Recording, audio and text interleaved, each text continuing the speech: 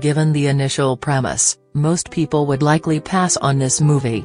10 years after Justin Benson, and his brother Aaron Moorhead, escaped from a suicide UFO cult. That's right, a suicide UFO cult. Aaron wishes to go back. He doesn't want to stay permanently, just for a day to see if anything has changed. Does that sound interesting to you? Might it smack of something which would never play in a theater and maybe only on Redbox or Amazon Stream?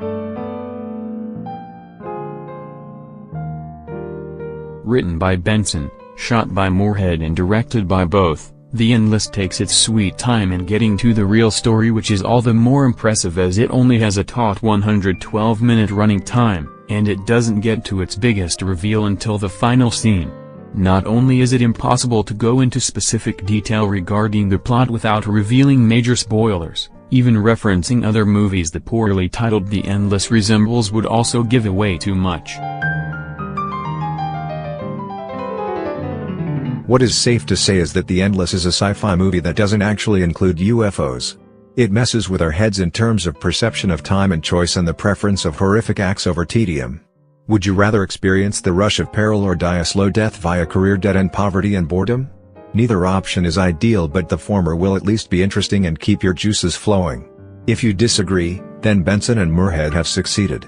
In addition to entertaining you, they force you to think in a manner you might not like, at least at first.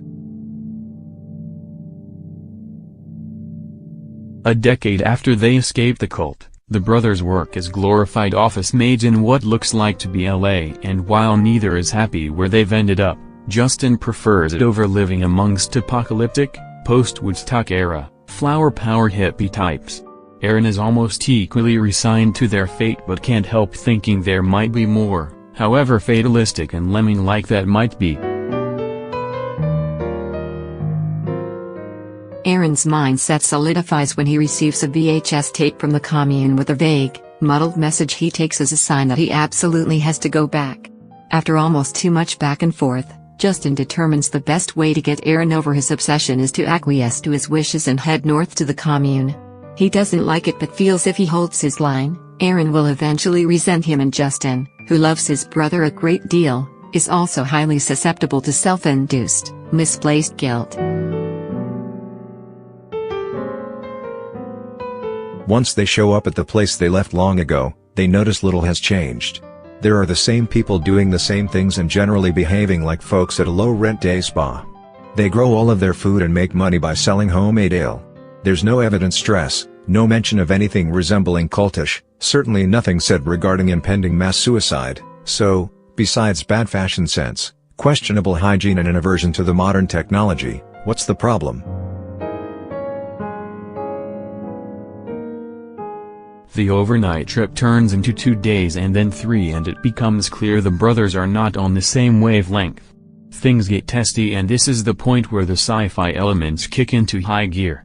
The filmmakers employ a minimum amount of bare-bones special effects which lend the production an overwhelming eerie and minimalist, paranoid air. Benson and Moorhead rely far more on nuance and creepy atmosphere than jump scares, and the many details of the true nature of the compound's inhabitants are fully revealed.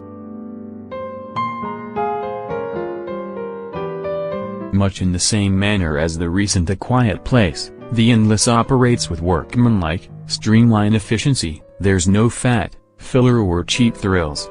Benson and Moorhead have crafted a true original which takes more chances than it has to, and apart from one mirror plot hiccup, delivers a think piece that will keep you guessing for the entirety.